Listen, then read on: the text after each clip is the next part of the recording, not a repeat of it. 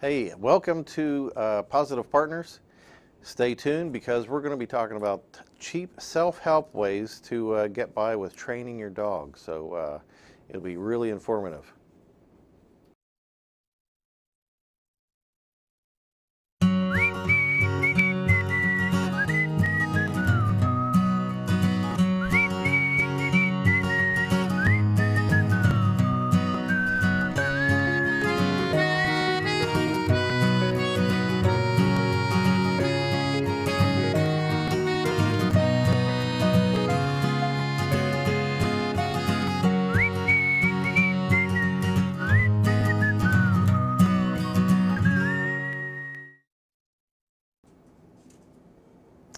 Hi, I'm Tom Highschool, and this is Mike Thompson. Mike's the director of the Media Center here at Rio Grande University, and I am a Karen Pryor Academy certified training partner. I graduated with distinction from the Karen Pryor Academy for Animal Training. How long is that? Well, that lasted about 7 months, and it's a lot of you have weekends where you work. And so you don't go there for 7 months. Right, yeah. And the only passing grade in the Karen Pryor Academy is an A. And my dog and I, who was a hound who had been in a shelter for 2 months, 2 years rather, passed with distinction, which meant we scored 95% and above, both on my training skills and the skills that he'd learned. And that's harder to do my teaching skills than as well. coming with a fresh puppy. Right. There's some things you need to overcome. Right. And we're going to talk about how do you get training if you don't have the money or the time, or you just don't have a trainer available. I'm going to give you, I've looked at websites, and I'm going to give you the very best of websites that I have found. All these websites, whatever you do with them, you're really not going to go far wrong. They're inspiring, and if you do find you get stuck someplace, as we all can, we can get in a cycle, and you need to go to a trainer who works with success-based training, you're going to be way ahead, and you're going to get the most advantage for the time that you spend. So now you prepared some slides of what some of these websites look like, and then I have some slides of where to go exactly, the addresses. You want to go through the ones that you have there. We're going to be looking at the Karen Pryor Academy for animal training. We're going to be looking, and there we are. We're going to be looking at. And what do you find here? You can click on all these. Right. Those are all videos, and then you can go to, we're good there. Emily Larlam is also known as Kiko Pup. You'll find her on YouTube. She was originally Swedish. She is now in California. And she has a deep commitment to seeing that all animals who get the benefit of training. And so she's arranged her videos so you can kind of see where to start and go through all kinds of foundation behaviors to advanced behaviors. It doesn't look like they are very long. No, they're that's under a good point. 10 minutes. Yeah. So it wouldn't take very long to get a good hint of how to do something. That's a really good thought, you know. And on your own, it's a good idea when you're doing your own training. Put up your own camera, and then make a video, and then watch what goes on. You can kind of see it, because. You know, that's really good. It's like dancing. You don't know how bad you look until you see yourself. Right. Yeah, you know, and then you go, after you've grown and things like that, as we all do, then you'll kind of see what to do and pick one thing to improve at a time or change at a time, just like you do with your dog. Next one is Vancouver Island Assistance Dogs. There are a couple of websites there. Okay, all right, and Dogmatics is also, thanks on that one, that's also Emily Larlam. All right. Okay, right where Vancouver Island Assistance Dogs, we had that. Yeah. There we go. And this is Donna Hill. Now, Donna is someone who's very similar to Emily Larlam, and she has made a commitment to getting training videos that that take people from the very beginning of training all the way through actually learning assistance behaviors with their dogs. Now, training your own assistance dog requires a great deal of commitment, and you know, just because a dog gives you comfort to have with you doesn't mean it's an assistance dog. An assistance dog is a dog that is able to pass a canine good citizens test and show that it's able to be friendly and adaptable, or, you know, mind its own business out in public situations. That's not just talking about, say, like ones that are trained for particular tasks like PTSD. Right. This is just a comfort animal? Well, there's an emotional support animal, and emotional support animals are not given access to public places. So assistance dogs have learned a specific behavior that is helpful to the disability that its owner has. Right. Okay, so now another one is... There's a video index on that one. Yeah, this is a good one. Donna Hills. Okay. And she starts right at the beginning and goes all the way through. And even if you are working with a trainer, going through these videos is going to make you much more able to progress, and you'll really get a lot out of looking at these yeah, videos. just like there's a lot of dogs that might do better with some ways than other ways. Right. You know, just like when we're in school, you know, there's different ways of learning, whether it's visual or auditory and all that kind of thing. There's maybe this person works better with maybe your dog or my dog or something. Yeah. And the more you've seen about how to work with an animal, and you'll see in these videos, not everything goes, things don't go 100%. You're doing little steps at a time, so you'll learn different approaches, and you'll be more flexible and more successful, and your dog will be happier with it. Jolanta Benal is Quick and Dirty Tips, the dog trainer. And she's primarily on Facebook, but you can find her on the web too, and you'll see that link at the end. She's an East Coast person who's used to working with dogs in very crowded metropolitan areas. And she just has really well thought out approaches. The next one is Stoney Dennis. Now, Stoney's from Kentucky. And Stoney is as smart and as down home as anybody can be. He has looked into success-based training, and his book by Karen Pryor, Don't Shoot the Dog, he has read it so much the thing is falling apart on the spine. Have you met this guy? No, but I just you know, he's just a fascinating guy. Now he's a guy was a traditional trainer, but he's got a real good way about him. And what's traditional? Well, traditional is more compulsion training, you know, where you put the dog in some discomfort, and when the dog gives you the behavior then you want, then you release the pressure, you release the discomfort. Okay. So anyway, you don't want to take all the things that Stoney necessarily says and go with those as first thing, but he will give you a whole lot. When you look at the success-based training that he has, it's right on the mark, and he's got a very good way with animals. Can't say enough good about him. Now, for looking at where do you get some guidance on what's the best kind of training and so forth, and you mean if you have like a dog that has a problem? Well, we'll definitely get to that. There's the American Society of Veterinary Society of Animal Behavior. There we go. And they have looked as a group of professionals who are behavioral professionals as veterinarians at various issues about dominance and punishment, puppy socialization, how to choose a trainer, breed-specific legislation. Does it really make sense to say no Doberman pinchers here, that sort of thing? And then also they feel strongly about the popularization of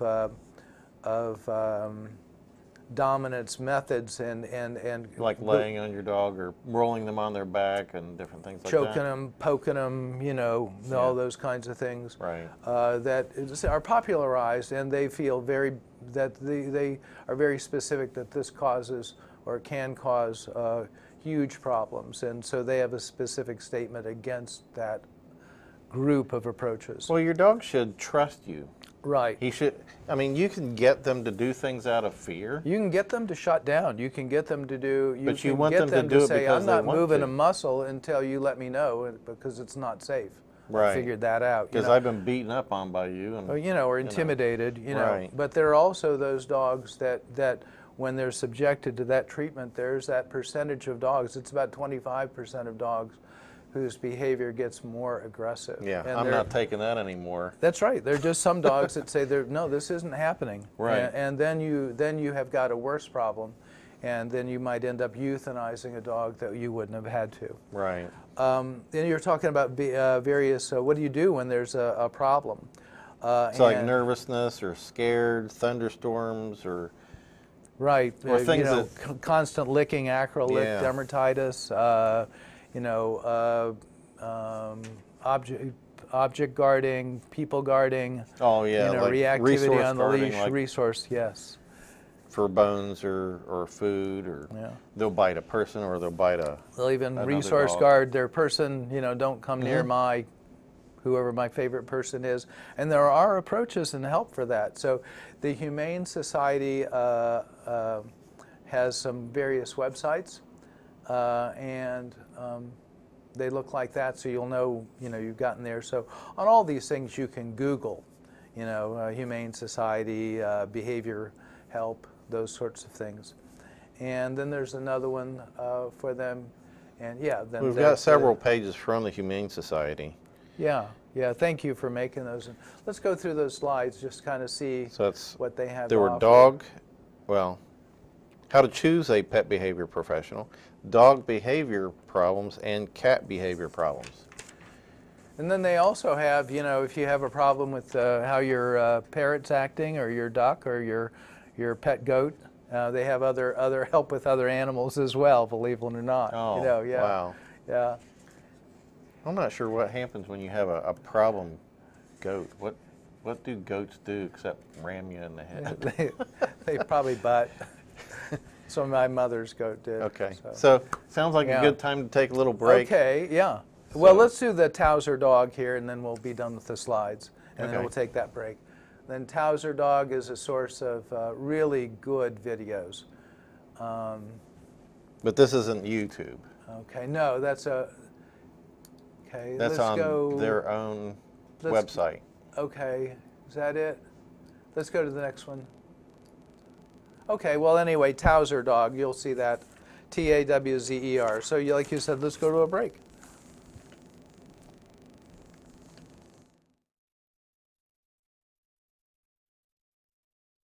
Welcome back, and we're talking about resources and cheap ways to get by if you maybe don't have the time or resources to hire a regular trainer, or like us who live here in the middle of nowhere. You may not have ready access to somebody as if you would in a city, and so you need some help, or you have a problem animal that's giving you some problems at home, maybe nipping or resource guarding or something, and you need just a little bit of advice to get you over that hump. These websites that we've been talking about, which we'll show the links at the end, will help you out.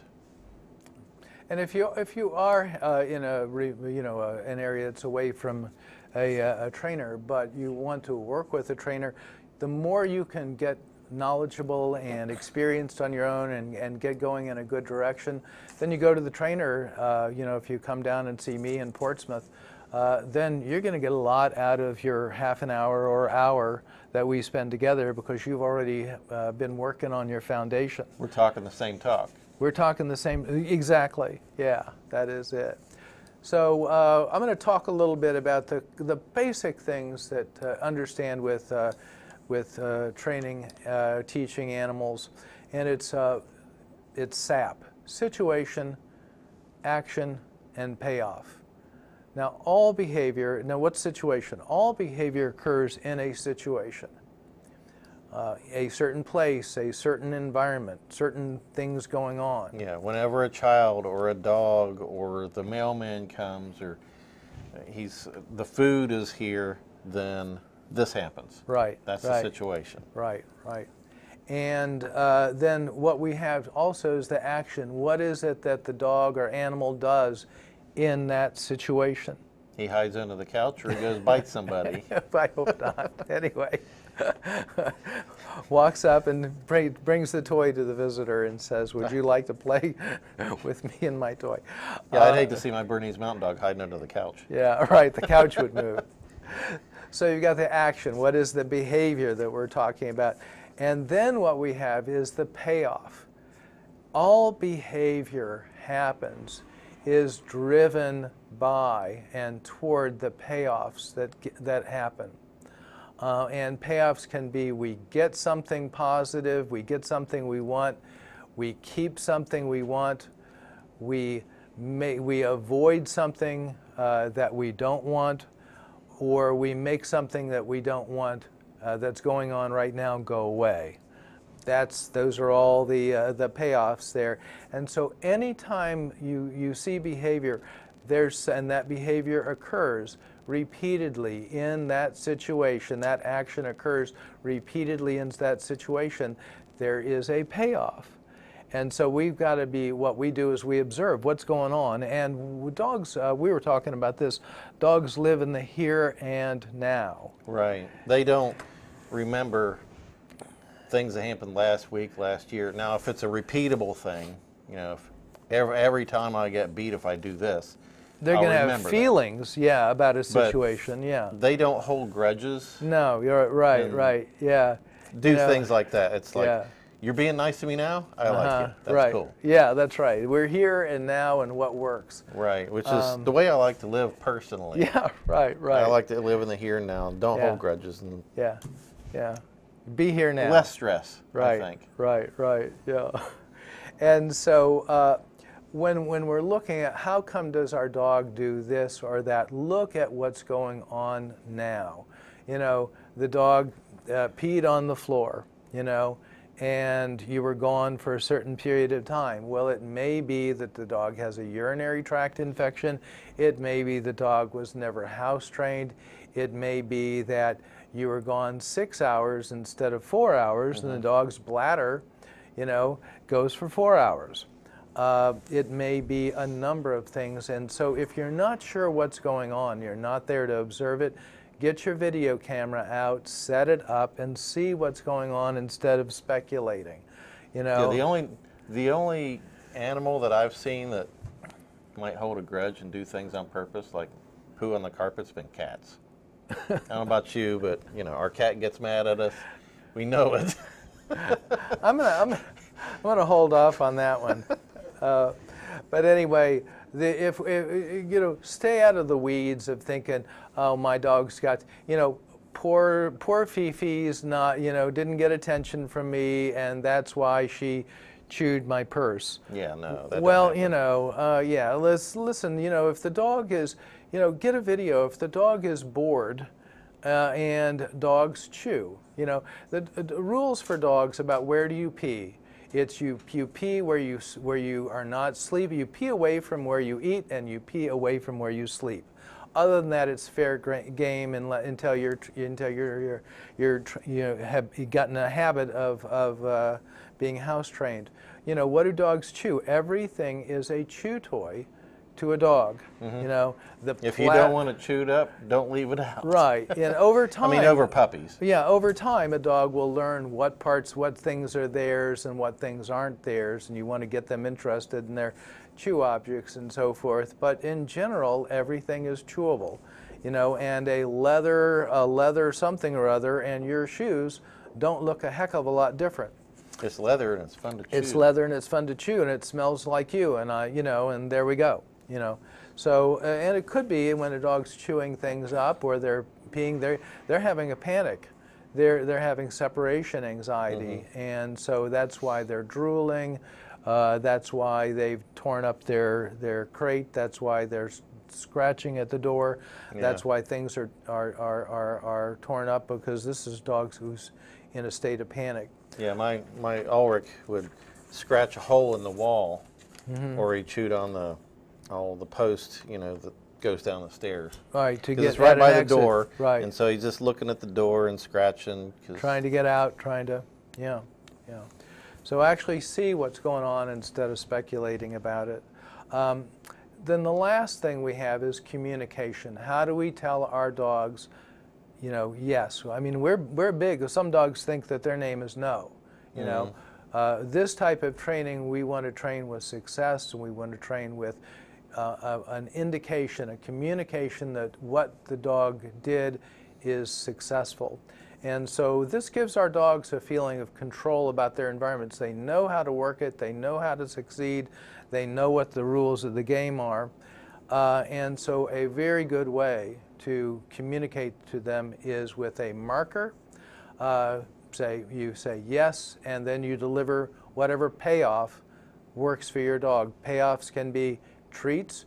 Ditch the food bowl, take the food or half the food that you would ordinarily feed your dog. My favorite ball, or your favorite toy, chew bone. or something that the dog likes. They like to sniff on walks. Well, after 5 steps of walking with me, there, go sniff. You know, now come back. Let's walk. You know, let's make this fun. You know, touch my hand as we go. Yes, good boy. Now go play. Go sniff. Make yourself a little treat bag. If you this is duct tape. You can get from Lowe's or whatever. This is a food bag. All right? This is Ziploc. Ziploc bag. So you cover it with duct tape. You make a loop. This is duct tape.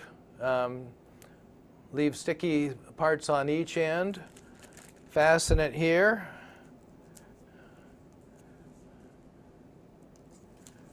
Bring it over. Because it's always good to have treats with you. Because the main idea of treats and reward is to reward them, or if you want to punish or give them an idea of something, do it right when it happens. You know, if they did something on the carpet, don't come home and, you know, it's been there for 2 hours and yell at them about it then. Yeah. It's more useful to tell them about it as it's happening. And you want to actually, you know, if the dog's peeing on the carpet, you know, go, no, you know, interrupt, then Right. take the dog out, you know. That's what I'm so saying. you use a, you know, kind of a, hey, you know, kind of as an interrupter, and then you take them to a safer place or another. Yes, right, yeah. But that's the idea, is having it on you at all times. So have your treat bag with you, put your dog's food in there, their kibble, roll it to get them interested. Take one of these big paper clips. All right, it looks like this. All right. Kind of a weird triangle, dude. Yeah.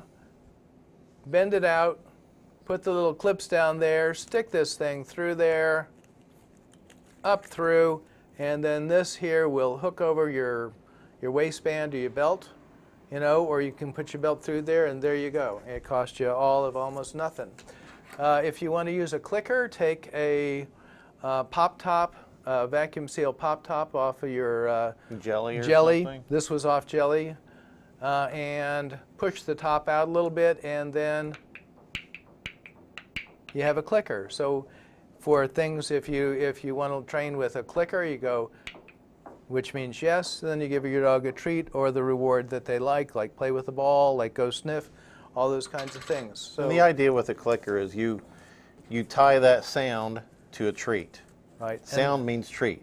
Yeah, That's and so good. the sound is a reward in itself. So that rewards that behavior at that instant. Yes also rewards that behavior at that instant.